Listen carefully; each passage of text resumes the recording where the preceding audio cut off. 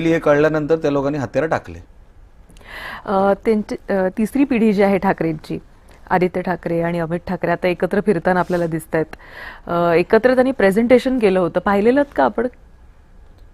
तेच प्रेझेंटेशन ना जिथे अमितजी विसरत होते काय बोलायचं, तेच ना, असं काहीतरी होतं. तीच प्रेझेंटेशन ना, तसंच काहीतरी होतं ना. मी विचारतो तुम्हाला, मला माहित नाही. तेच म्हणते ना आपण की ते कुठे लिंक लागत नव्हती त्यांची.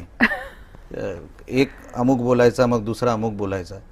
बघा, मी आपल्याला सांगतो, मी काय मोठा हुशार किंवा फार मोठा बॅरिस्टर नाही, पण मी सगळे उन्हाळे पावसाळे बघितलेला माणूस आहे. ह्या दोघांना जेवढी मेहनत करावी लागेल ना, ते नाहीतर स्वतःला रोज अडचणीत टाकत राहणार. नॉलेज नाही,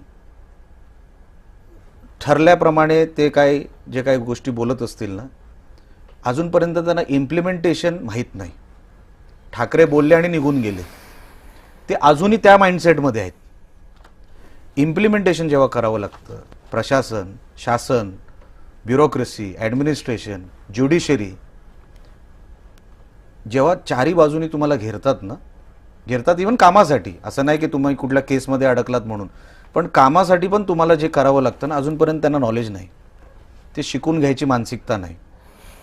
ते ज्या दिवशी शिकतील आणि त्यांना इम्प्लिमेंटेशन कळेल की आपण जे बोलतो, आता जसं ते कोस्टल रोडचं बोलतात, मी तुम्हाला जाणीवपूर्वक सांगतो की कोस्टल रोड, सन्माननीय फडणवीस साहेब मुख्यमंत्री होते, उद्धवजी कुठल्याही शासकीय पदावर नव्हते, तरी देवेंद्र फडणवीस साहेबांचा मोठेपणा बघा, त्यांनी सांगितलं की उद्धवजींना त्याचं भूमिपूजन करू द्या. खरं तर अधिकार हा सन्माननीय फडणवीस साहेबांचा आहे, मुख्यमंत्र्यांचे, ते तेव्हा मुख्यमंत्री तेव्हाही होते.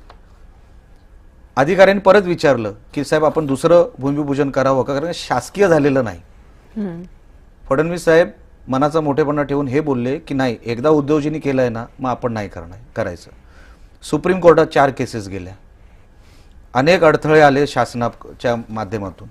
एवढं असून सुद्धा ह्याच्यातलं काय माहिती होय ना, कोस्टल रोड आम्ही केला. अरे तुम्ही फक्त टोपी घातली, ती कन्स्ट्रक्शन साईटची जी टोपी घालतात, आणि टनलकडे असं बघितलं खालून वर. त्याच्या पलीकडे आदित्यजींनी काय केलं?